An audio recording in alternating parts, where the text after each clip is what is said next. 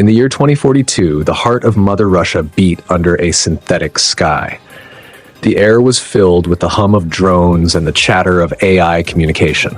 The once proud city of Moscow had become a fortress of steel and silicon, surrounded by an impenetrable dome that shimmered under the cold, artificial light.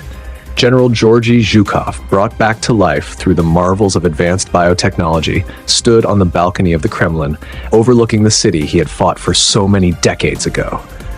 His new body, a fusion of flesh and machine, granted him strength and endurance beyond any human, yet he felt a weight on his shoulders heavier than any he had carried in his first life.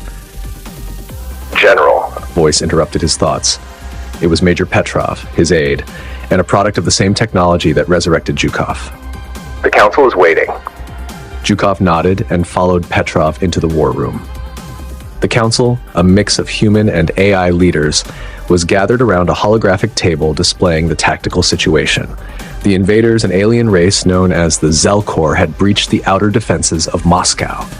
Ladies and gentlemen, Zhukov began, his voice resonating with a mechanical undertone.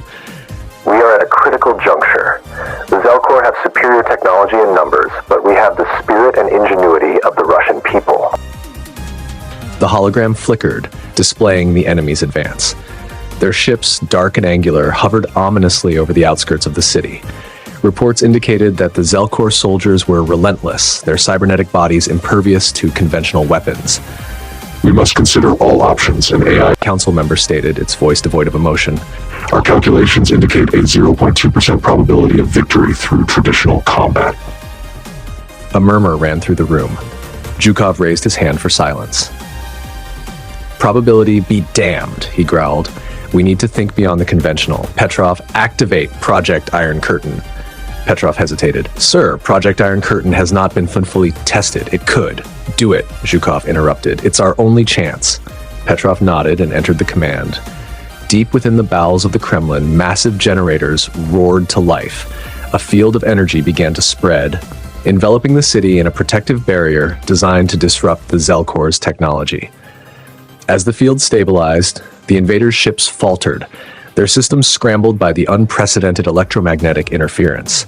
Zhukov watched with grim satisfaction as the Zelkor's advance slowed.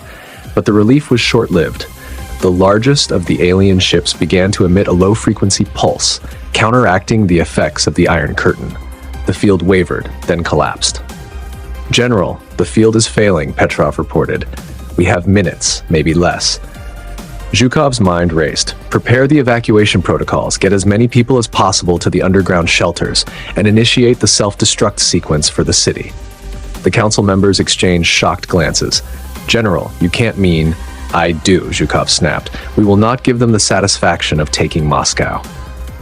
As the evacuation began, Zhukov took one last look at the city. The memories of past glories and sacrifices filled his mind. This was not the end he had envisioned for Moscow, but it was a necessary one. Petrov, he said softly, it has been an honor.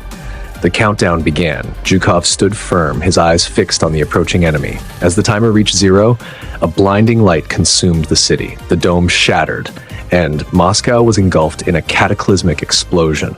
In the aftermath, as the dust settled, a single message was broadcasted from the remnants of the Kremlin, encoded in the frequencies that the Zelkor could understand. From the ashes, we will rise again. This is not the end. This is a promise. And so, in the heart of the wasteland that was once Moscow, the seeds of resistance were sown. General Zhukov's legacy lived on, not in the city he protected, but in the spirit of the people who survived and vowed to reclaim their world.